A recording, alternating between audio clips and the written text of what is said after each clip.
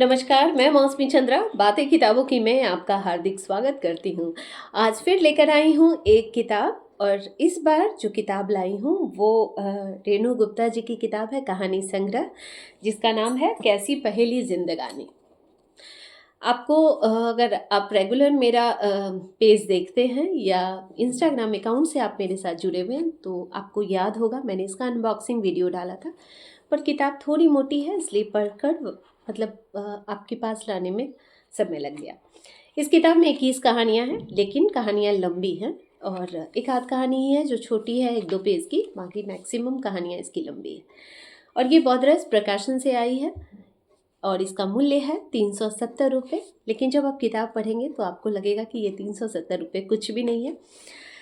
और सबसे पहले मैं बताऊंगी कि रेणु गुप्ता जी की ये दूसरी कहानी संग्रह है और पहली आई थी जब भी आधा है चंद्रमा, उनकी पहली किताब थी। और उसके बाद उन्होंने एक उपन्यास लिखा है अंजुरी भरने, जिसे बहुत सारे पुरस्कार मिल चुके हैं।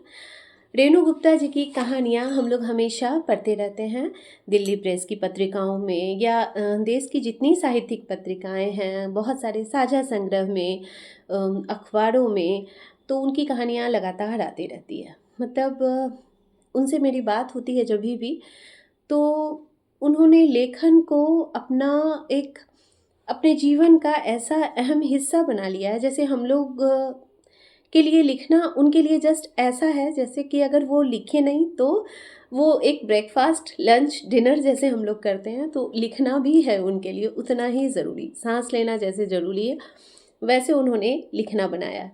वो हमेशा कहती है कि मैं सुबह उठती हूँ और जो भी घरेलू दिनचर्या होती है मेरी, उससे निश्चिंत होकर मैं बैठती हूँ और एक टाइमिंग उन्होंने बनाया है लिखने को।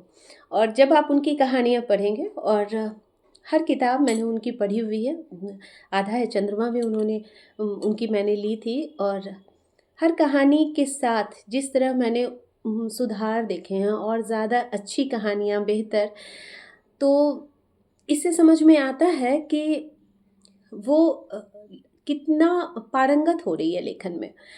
और मैं चाहूँगी कि जो लेखिका जब एक औरत लिखती है तो वो अपनी घरेलू दिनचर्या से बहुत मुश्किल से समय निकाल कर लिखती है, और जब ऐसे लोग आगे बढ़ते हैं तो पाठकों का ये फ़र्ज़ होना चाहिए कि उन्हें आगे बढ़ने में मदद करें। और हमारी या आपकी प्रशंसा या सुझाव उनके लिए बहुत अहम होते हैं। तो प्लीज़ उनकी किताब ज़रूर लें, और मैं फ़ोन नंबर दे दूँगी प्रकाशक का और अमेज़न लिंक डाल दूँगी यहाँ पे। तो अगर आपको किताब लेनी हो तो या तो मेरे से मैसेंजर पे या इंस्टा मैसेज पे कनेक्ट हो या लेखिका से कनेक्ट हो और किताब ज़रूर लें, क्योंकि इतनी अच्छी किताब ज़ाया नहीं होनी चाहिए। कोशिश कीजिए कि हिंदी साहित्य को इस तरह हम लोग आगे बढ़ाएं। और हर साल आपके पास जब ईयर एंड हो तो एक आपके पास एक लिस्ट हो कि इस साल मैंने ये किताब खरीदी, मैंने ये पढ़ा, मैंने इस लेखक को का उत्साह बढ़ाया। तो अगर हम लोग थोड़ा थोड़ा कंट्रीब्यूशन करते हैं हिंदी साहित्य में तो काफ़ी अच्छा होगा, समृद्ध होगा हमारे देश का हिंदी साहित्य। तो लेखकों को आगे बढ़ाइए, उत्साहित कीजिए। और रेणु गुप्ता जी की इस किताब के लिए उन्हें बहुत सारी शुभकामनाएं। बौद्धरस प्रकाशन को बहुत बहुत धन्यवाद जो वो हिंदी लेखकों के लिए इतना अच्छा मार्ग प्रशस्त कर रहा है। इस किताब का कवर पेज बहुत अच्छा है, जितने फॉन्ट हैं या पेपर क्वालिटी है, सब कुछ बहुत अच्छा है, बाइंडिंग बहुत अच्छी है किताब की।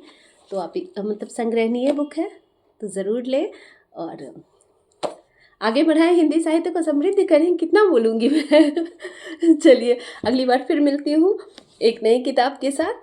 तब तक अपना प्यार हमारे साथ, हमारी किताबों के साथ, हिंदी साहित्य के साथ बनाए रखें और जुड़े रहें हम लोगों से।